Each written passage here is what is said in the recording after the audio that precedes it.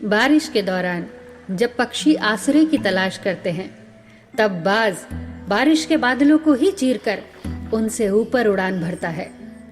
आकाश में जिसका आधिपत्य होता है, उस आकाश के राजा बाज के जीवन में भी एक मोड़ आता है। बाज लगभग 70 वर्ष जीता है, परंतु अपने जीवन के 40वें वर्ष में आते आते उसे एक महत्वपूर्ण फैसला करना होता है। इस अवस्था में उसके शरीर के 3 प्रमुख अंग निष्प्रभावी होने लगते हैं।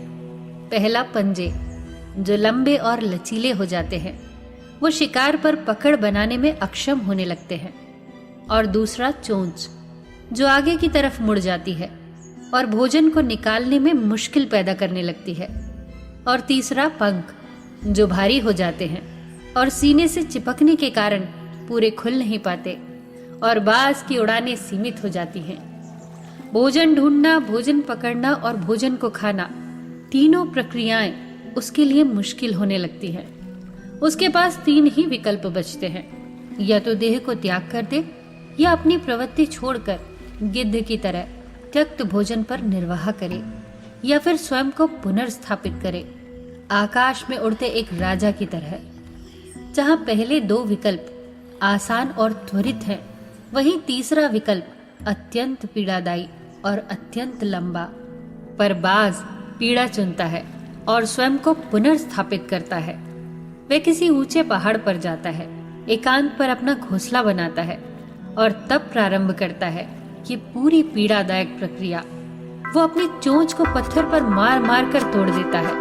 अपनी चोंच तोड़ने से अधिक पीड़ादायक कुछ भी नहीं है पक्षीराज के लिए।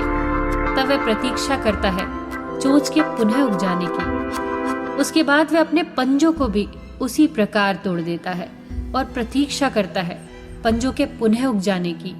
नए चोंच और नए पंजे आने के बाद वह अब अपने भारी पंखों को भी एक एक करके नोच डालता है और प्रतीक्षा करता है पंखों के पुनः उग जाने की। 150 दिन की पीड़ा और प्रतीक्षा, और तब उसे मिलती है वही भव्य और ऊंची उड़ान, पहले जैसी ही नहीं। इस पुनर्स्थापना के बाद वो 30 साल और जीता है, ऊर्जा, सम्मान और गरिमा के साथ। दोस्तों, प्रकृति हमें सिखाने बैठी है। पंजे पकड़ का प्रतीक है, चोंच सक्रियता की और पंख कल्पना को स्थापित करते हैं।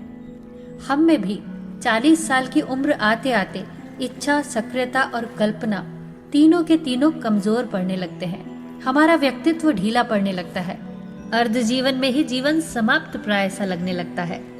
उत्साह, आकांक्षा, ऊर्जा सब अधोगामी हो जाते हैं। हमारे पास भी कई विकल्प होते हैं, कुछ सरल और त्वरित, कुछ पीड़ादायी।